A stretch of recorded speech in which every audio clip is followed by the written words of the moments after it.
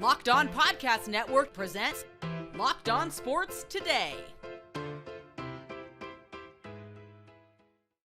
The Buffalo Bills will actually try to play a football game this Sunday. The AFC South is on the line for the Tennessee Titans, and there's a scary side of the Damar Hamlin story that not enough people are talking about. I'm Peter Bukowski, starting your day with the can't-miss stories and biggest debates in sports. You're Locked On Sports Today. Searching all major sports. Found. Let's start with the biggest story. While the whole world is praying for Damar Hamlin, there is football scheduled this week, and here's how the Buffalo Bills are attempting to play this weekend. Well, football is at its best when we can respect opponents and appreciate the competition, but when it's used as something that can unify. And we've seen that in so many different instances throughout history, and this just happens to be the latest example. And I can't wait for Damar to be able to receive all this love and be in a position where he can feel this. And, there's a lot of good that's coming out of this. And obviously, Damar still has a fight ahead of him, but there's been some positive messaging, which we're all happy to hear, but the prayers continue and the thoughts and the best wishes. So as we talk about the lead story, in a way, I think we have just Damar Hamlin and his health. That's always the most important thing right now. But as of the recording of this podcast, the Bills and Patriots are going to play a football game on Sunday afternoon. Now, the NFL hasn't dismissed that changing as of the recording of this podcast, but our expectation at this point is for the Bills and Patriots to play on Sunday. And I know you'll get into the Patriots side of things. There's a lot on the line, a win and in situation. They control their own destiny within this playoff conversation. But from the Bills side of things, Mike, it does go back to Damar Hamlin and how the team is able to perform. And there's a side of me that can see this being a wonderful rallying opportunity for the team to, dedicate the season to Damar Hamlin, put their best foot forward and try to win a football game. On the other side of the coin, which is completely acceptable, is who knows how this team is playing, is ready to play. Who knows what their mindset is? Can they do it? Can they go out and play professional football at its highest level on Sunday? That remains to be seen. And if they struggle to do that, it would be completely understanding. But Mike, I reflect on what's happened recently in Buffalo outside of just the football team, and a lot of the region is, a lot of it has to do with the football team. But there's been a lot, Mike. It's been 9 months of a mass shooting, right? There's been health concerns with the Bills owner, Kim Pegula, who's had some type of health emergency where we've had no updates and we're not sure what's going on. Dawson Knox had a brother unexpectedly pass away. We've seen other players leave the field in an ambulance this season. Dane Jackson on Monday Night Football. Micah Hyde had a neck injury. There was a 7-foot blizzard that happened that obviously forced the team to have to go play a home game in Detroit, and what it took to get the team to Detroit and get back from Detroit. And then the generational blizzard that took the lives of 40 people in Western New York just recently that kept families away from each other on Christmas. And now this, right? It's a team with heavy hearts. It's a community with heavy hearts. And you hope that the football team is able to rally and use all of this for good. But you just wonder how much is too much. And again, how they perform on Sunday is anyone's guess. And I don't think there's a wrong answer. You would understand any piece of it, but I think that's where I find some level of intrigue in just seeing how the team responds to this and understanding how difficult it will be for them to go out there and play a professional football game on Sunday afternoon. Stay up to date all year on the Buffalo Bills by subscribing to Locked On Sports Today and Locked On Bills on YouTube or wherever you get podcasts. Thanks for making Locked On Sports Today your first listen. Coming up, the Tennessee Titans and Jacksonville Jaguars meet in a winner-take-all game this Saturday night. Before we get there, the Bengals head coach Zac Taylor shed some light on the conversations had on the field Monday night after Damar Hamlin was taken to the hospital. Looking for a delicious treat but don't want all the fat and calories? Then you got to try a Built Bar. We just got to get through the holidays, right? And then you're going to get to all of your healthy eating habits. Well, we're through the holidays. So are you eating in the way that you want to be eating? I'm trying. And that means most days I'm reaching for Built Bar. That afternoon sugar craving or that pre-workout opportunity to fuel my body, all of that in a Built Bar that tastes incredible, 100% real chocolate, but isn't actually loaded with all kinds of sugar and chemicals to make me feel gross after I eat it. 130 calories, 4 grams of sugar, but 17 grams of protein. It is wonderful. And now you can just go to the store and pick it up. You don't have to order online. You can get to Sam's Club or a Walmart and grab a bar whenever you want. You can get a 13 bar box with all of the hit flavors plus brownie batter and churro brownie batter. So good. Pick up a box and thank me later. Cincinnati Bengals head coach Zac Taylor met with the media and talked about the events that followed Damar Hamlin being taken to the hospital from Paycor Stadium on Monday night. So I could just see the expressions on Jordan Poyer's face and Josh Allen's face and TB's face, and so you're processing just how awful the situation was. We separated as teams. The officials again did a great job of coming over to me and saying, "Hey, they're still trying to process this moment here." Coach McDermott and their team, and so instead of playing telephone on separate sidelines, the decision was made just to go over there and make sure we're all talking together. And I won't disclose any of the private conversations Sean and I had except for this. When I got over there, the first thing he said was, "I need to be at the hospital tomorrow, and I shouldn't be coaching this game." And so that to me provides all the clarity, because there was no unprecedented is the word that gets thrown out a lot about this situation, because that's what it is. But in that moment, he really showed who he was, that all his focus was just on Damar and being there for him, being there for his family at the hospital. And at that point, I think everything trended in the direction it needed to trend, and the right decisions were made there. Pro Bowl receiver Davante Adams said Wednesday he wants to return to the Las Vegas Raiders next season, whether or not Derek Carr is the team's quarterback.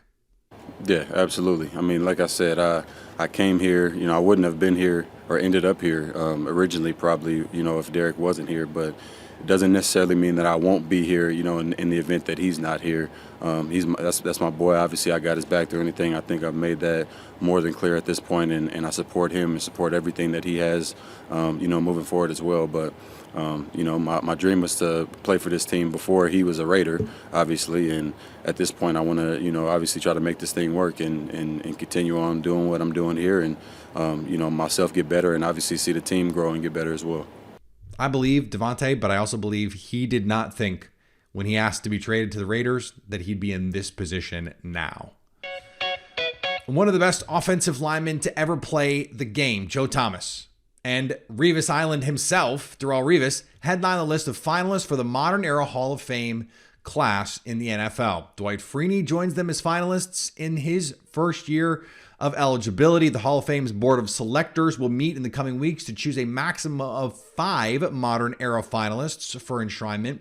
After the 3 players already mentioned, the finalists include the following: defensive end Jared Allen, tackle Willie Anderson, cornerback Rondé Barber, kick returner and wide receiver Devin Hester, but let's be honest, he was really more of a kick returner, wide receiver Torrey Holt, wide receiver Andre Johnson, linebacker Zach Thomas, defensive end outside linebacker DeMarcus Ware, wide receiver Reggie Wayne, linebacker Patrick Willis, and safety Darren Woodson. On the hardwood, the Toronto Raptors just played what some are calling the dumbest game of basketball ever in a loss to the Milwaukee Bucks. You could live until the sun eventually expands and envelops the earth and not see a dumber basketball game than that. Sean Woodley here from Locked On Raptors to break down the Toronto Raptors 104-101 overtime loss to the Milwaukee Bucks, which was just truly bananas. It cannot be encapsulated in 60 seconds. This game featured a 13-12 scoreline after the first quarter of the game. The Raptors began this game shooting 3 of 35 from the field. In the fourth quarter, they were down by 21 points with just over 3 minutes left to play. They scored 28 points in the final 3 minutes of the game. A Gary Trent Jr. three-pointer at the buzzer just about sends it to overtime, and the Raptors lose to a Grayson Allen three, followed by a Fred VanVleet miss at the end of overtime. I'm tired. I'm confused. This is a massive game for the Raptors. The Raptors are starting a homestand of 6 games that is more or less going to make or break their season to determine their trajectory towards the trade deadline. I don't know how you sort anything out from this game. It was wild. Sports are cool. Even though the Raptors lost, I had a good time. We'll break this all down on tomorrow's Locked On Raptors, where hopefully my thoughts will be a little more in order. But man, oh man, please go and watch the full highlights of this game. The Phoenix Suns held a scorching hot Cleveland Cavaliers team to just 90 points on Wednesday night and still lost.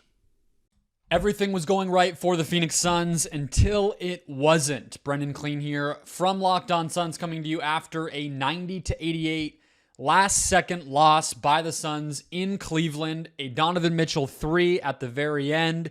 A lot of inopportune misses mean that the Suns waste a 25-point performance from Chris Paul, a 15 and 18 game from DeAndre Ayton, and a matchup in which they held Cleveland, who had just had a 71-point scorer scored deep into the hundreds in their last game, held them to 90 points, and yet still a loss. 4 straight for the Suns now, and it's hard not to call this one of the more disappointing games of this road trip, of this losing streak. You cannot waste a game when Chris Paul finally looks like himself again. You can't. For more on these Suns, listen to Locked On Suns wherever you get podcasts. It's not Sunday Night Football. It's Saturday Night Football. As of right now, the only game that is going to decide a division title. We still don't know exactly what's going to happen with the Bengals because Bengals-Ravens theoretically could have done that. We're still waiting on it. So why wasn't Jaguars-Titans on Sunday night? We don't know. It's on Saturday night now. Locked On Titans. Tyler Rowland is here just so we can get someone fired up. No, Ty, we wanted to talk about this. I am the one. And I always know that you're going to bring the heat. So first of all, is this something that the Titans can use a little bit as bulletin board material? The NFL doesn't care about us. They don't want us on their national platform, which by the way, they still will be because it's Saturday national TV, but right. You can say, look, we've been the disrespected team all year. Let us prove it.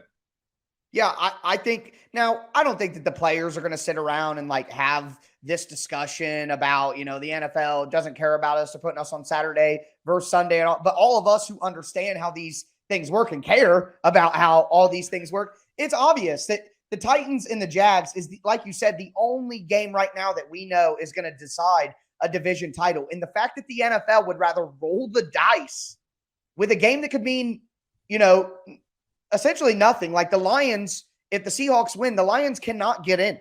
So right. The NFL would rather put Aaron Rodgers and the Lions on Sunday Night Football, the prime marquee spot, knowing that it's potentially possible that game is not that important and the Packers get in instead of having the Titans on. And I got to be honest with you though, Pete, that's the right call because even if Jacksonville and Tennessee is like the most important game of the weekend, who in their right mind wants to watch Josh Dobbs, a practice squad quarterback, other than Tennessee Vols fans who have been telling me all week that Dobbs is better than Tannehill, Dobbs is better than Mariota ever was, Dobbs needs to be the starter next year. Other than those crazy people, who in their right mind would want to watch Josh Dobbs? They looked at that game against the Cowboys and they said, we can't put this Titans team in our most precious television spot, the number one most watched television program every single year, every single week, Sunday Night Football. We simply can't do it. So I think that speaks volumes to how the NFL views the Titans. And I got to tell you, I don't think they're wrong. Well, so let's segue then into the actual game part of this because the Jaguars are playing as well as any team in the AFC. Like, right. Why aren't they legitimately the fourth best team? Like 4 weeks ago, we were going, well, someone's got to get in from the AFC South. And now it's like, no, I think the Jaguars are the fourth best team in the AFC. A tier below those other teams, to be sure. Right. But so how do you see this game playing out? Is there a path for the Titans with Tennessee Vols legend, Josh Dobbs. Put some respect on that man's name. Right. How does this play out here? Well, one thing that I want to say is this would be a very good moment for not only Titans fans, but probably a lot of fans around the NFL who have average quarterback play to take notes. Who are the top 3 teams in the AFC? The Chiefs, the Bills, and the Bengals. Who are the top 3 quarterbacks in the So really you need to find an elite quarterback or you're not going to have a chance in the AFC at minimum. I think in this game, though, I think the Titans are going to shock some people. By the way, Trevor Lawrence might be 4. Well, with Lamar Jackson constantly hurt or sick, I think it's only fair if you say right now, Trevor Lawrence is probably number 4, him and Justin Herbert fighting for it. God, I hope we get to watch those two play each other in the first round of the playoffs. That would just be magical television. Either way, though, I think the Titans are going to keep this closer than the NFL wants. I think NFL executives are going to be chewing their fingernails. Please, Jaguars, don't lose this. Please, Jaguars, don't lose this. Stay up to date all year on the Tennessee Titans by subscribing to Locked On Sports Today and Locked On Titans on YouTube or wherever you get podcasts. Coming up, there's a side of the Damar Hamlin story no one is talking about, but one we will get into next. Garrett Bush on the Ultimate Cleveland Sports Show has some poignant words for the league and the NFLPA in the wake of Damar Hamlin's hospitalization. I'm kind of hot right now, too. I'm kind of hot because we do this every freaking time something happened on this field. Everybody want to pivot and act like I done heard people talking about, just the mental health of the players. And yeah, you could die. They don't even know they could die out here. We sit here and talk about this stuff every single time. Schedule remakes, how we going to make it up, what the league feels about it. I don't give a damn what the league feels about it. Keep it real. Why we don't talk about the stuff that matters? This young man, you want to know what you need to know about him? He's 24 years old, right? He got a contract for $160,000. That's his bonus. And he earns $825,000 this year. You say, G. Bush, why are you talking about this man's money? Because guess what? He's been in the league 2 years.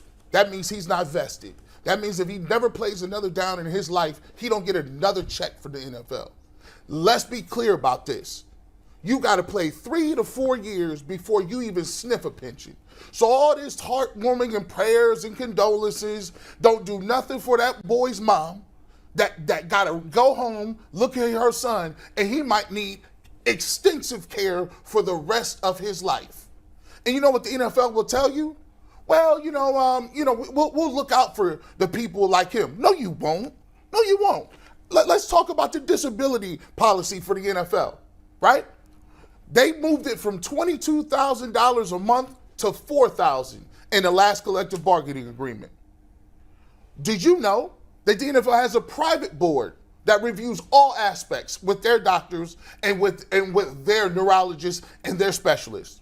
They can deny benefits even if Social Security deems you to be permanently disabled. The league can come back and then say, the government is they're experts, but let's take it over so we don't pay anything out. Only 15% get approved by Social Security. The league says that number should be lower. Get that. 15% of the people who apply for disability in this country, I know, I was a disability expert. It's very low. I submitted over almost 250,000 applications in 1 year one time. I know. Since the CTE settlement, only 6.5% of the settlement has been paid, according to the admin's website. I looked it up yesterday. And 60% of the claims have a qualifying diagnosis but have not been paid. Let's talk about this. They're also moving the pension. And that pension, he got to make it to 55. He's 24. And they've moved that between $3,000. They moved it down to $3,000 when it was $5,600 a month. And the last stat that you should know about is the Bills owner Terry Pagula owns the Sabres as well as the Buffalo Bills, and his net worth is $6.7 billion. My question to you is, NFL, when do salaries become guaranteed? If you know these young men are going out there and they could die on that football field, I don't give a damn what your thoughts and prayers are. do the right thing. I am rarely at a loss for words, but not sure I can say it any better. I have nothing, no notes. And finally, Damar Hamlin is showing signs of improvement according to the Buffalo Bills on Wednesday. And something that continues to be encouraging is Damar Hamlin's charity. Donations now top $7 million for a charity toy drive that he set out to raise $2,500 to help fund. People continue to come together in the wake of this unprecedented event. Thanks for making Locked On Sports today your first listen. Now go find your favorite team's Locked On podcast and make them your second listen. Coming up tomorrow, who has the most to gain in Week 18 of the NFL season? So at least until tomorrow, stay Locked On Sports today. Locked On Podcast Network presents Locked On Sports Today. For more episodes of Locked On Sports Today, go to our video on demand. Click on Sports at the top of your screen. There, you'll find past episodes of Locked On Sports Today, plus other Locked On shows on demand.